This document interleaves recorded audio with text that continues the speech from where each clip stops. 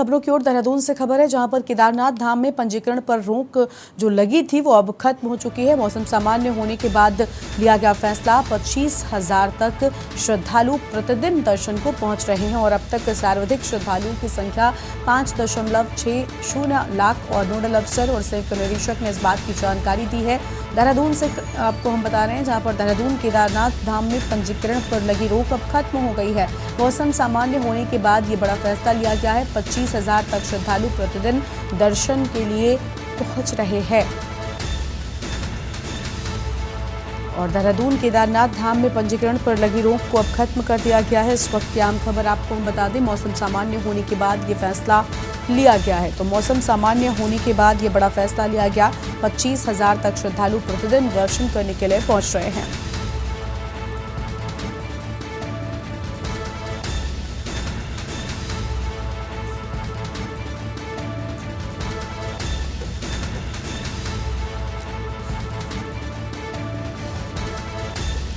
पच्चीस 25,000 तक श्रद्धालु प्रतिदिन दर्शन करने के लिए यहां पर पहुंच रहे हैं। आम खबर। और अब तक सर्वाधिक श्रद्धालुओं की संख्या 5.60 लाख रह चुकी है और नोडल अफसर और संयुक्त निदेशक ने इस बात की जानकारी दी है।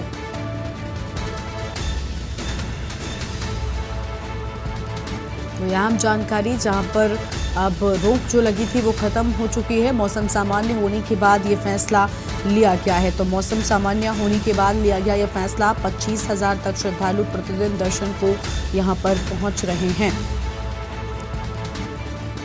ये अहम जानकारी आपको हम बता रहे हैं।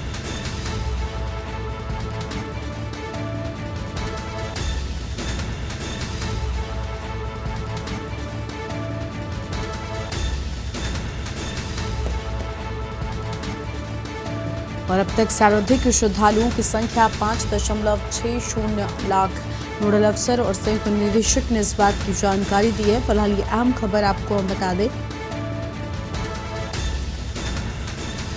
और अंकित काला हमारे साथ लगातार बने हुए। अंकित, मौसम सामान्य होने के बाद जो रोक अब तक लगाई गई थी उसे फिलहाल के लिए हटा लिया गया है। इस सब के बाद अब बताया जा रहा है कि जो यात्री हैं वो आगे जा सकते हैं और उन्हें आगे जाने के लिए और साथ ही नए पंजीकरणों के लिए भी अनुमति मिल गई है।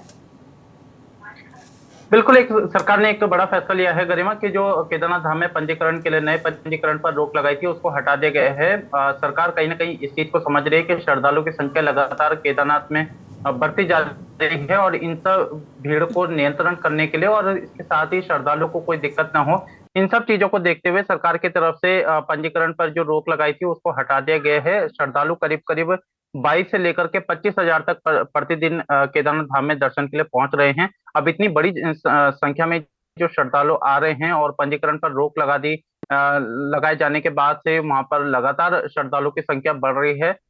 तो ऐसे में सरकार ने ये कहा है कि मौसम सामान्य होने के चलते और भीड़ को नियंत्रित करने के चलते जो पंजीकरण पर रोक लगाई गई थी उस व्यवस्था को सरकार ने खत्म कर दिया गया।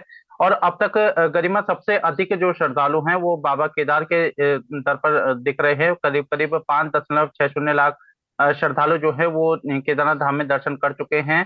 4.38 लाख जो श्रद्धालु हैं वो बद्रीनाथ धाम में दर्शन कर चुके हैं और इसके अलावा भी ये गंगोत्री और यमुनोत्री में भी लगातार जो श्रद्धालु हैं वो दर्शन कर रहे हैं। अब तक 16 लाख से ज्यादा जो श्रद्धालु हैं वो इस वर्ष की जो चारधाम यात्रा जब से शुरू हुई है और अब तक जो है 16.5 लाख से अधिक श्रद्धालु दर्शन कर चुके हैं। तो ये आप देख रहे हैं गरिमा कि किस तरीके से आंकड़ा जो है वो दिन प्रतिदिन बढ़ रहा है। ऐसे में सरकार ने इन सब चीजों को देखते हुए कहीं ना कहीं ये फैसला लिया है कि केदारनाथ धाम में जो पंजीकरण पर रोक लगी थी उसको हटा दिया जाए, ताकि जो श्रद्धालु हैं वो जल्द से जल्द बाबा केदार के दर्शन करें और पहाड़ों पर भी जो श्रद्धालुओं की जो भीड़ है उसको सरकार कम कर सके। तो निश्चित ही श्रद्धालुओं के लिए एक अच्छी खबर है और आज से जो है ये पंजीकरण की प्रक्रिया शुरू कर दी गई है।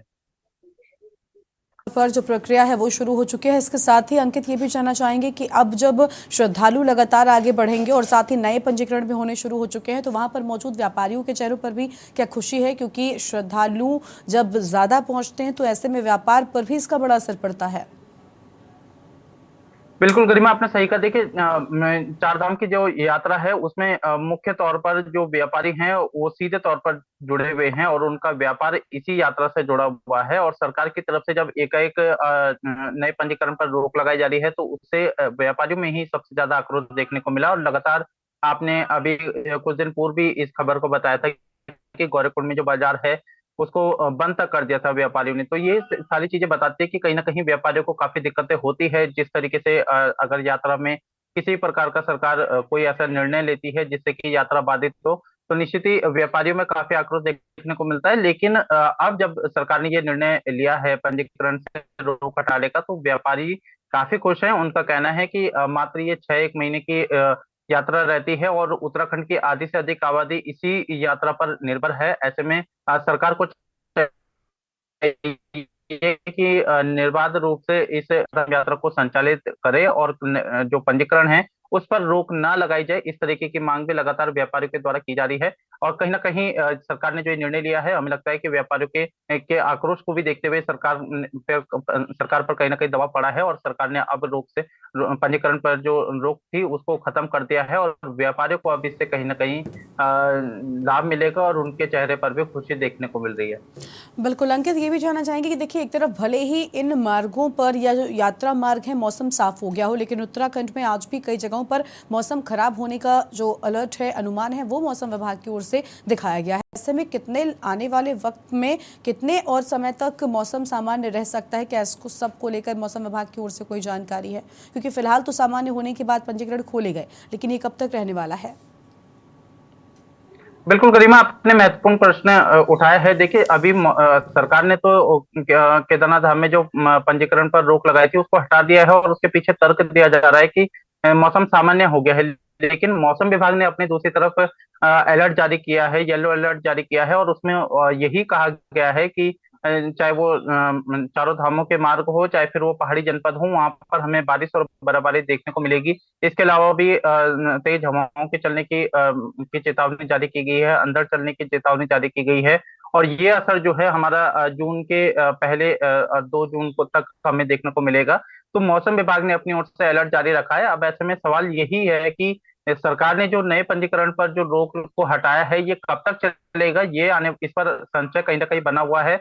और दूसरी तरफ मौसम विभाग ने एक बार फिर से अलर्ट जारी किया है, तो निश्चित ही हम इस चीज को मान सकते हैं कि जो ये फैसला रोक से नए पंजीकरण पर हटाने का जो फैसला सरकार ने लिया है, ये हमें लगता है कि ज्यादा दिन तक नहीं चल पाएगा। क्योंकि मौसम विभाग ने अभी भी तेज बारिश और बर्फबारी का अलर्ट जारी किया है। और चारों धामों की हम बात करते हैं तो वहां पर अच्छी बारिश और बर्फबारी देखने को मिल रही है। अब सवाल यह है कि सरकार ने जो निर्णय लिया है ये कब तक चल पाता है, इस पर सबकी निगाहें बनी रहेगी। लेकिन फिलहाल आज भी बारिश और बर्फबारी का अलर्ट मौसम विभाग ने जारी किया है, जो कि बिल्कुल 1 और 2 जून तक देखने को बिल्कुल, लेकिन मिलेगा। अंकित कहीं न कहीं इन सारी चीज़ों का असर सीधा श्रद्धालुओं पर पड़ता है, क्योंकि जो लोग यहाँ पर एक निर्धारित समय के लिए पहुँचते हैं उनको ऐसे रोक लग जाने के बाद कई बार वक्त भी लग जाता है और कई बार यात्रा बीच में रोक दी जाती है। ऐसे में श्रद्धालुओं को भी कई समस्याओं का सामना करना पड़ता है। क्या इसके लिए स्थानीय प्रशासन उनके लिए ठीक इंतजामात करता है? क्या उनके रहने के लिए ठीक व्यवस्थाओं की यहाँ पर तैयारियाँ की जाती हैं?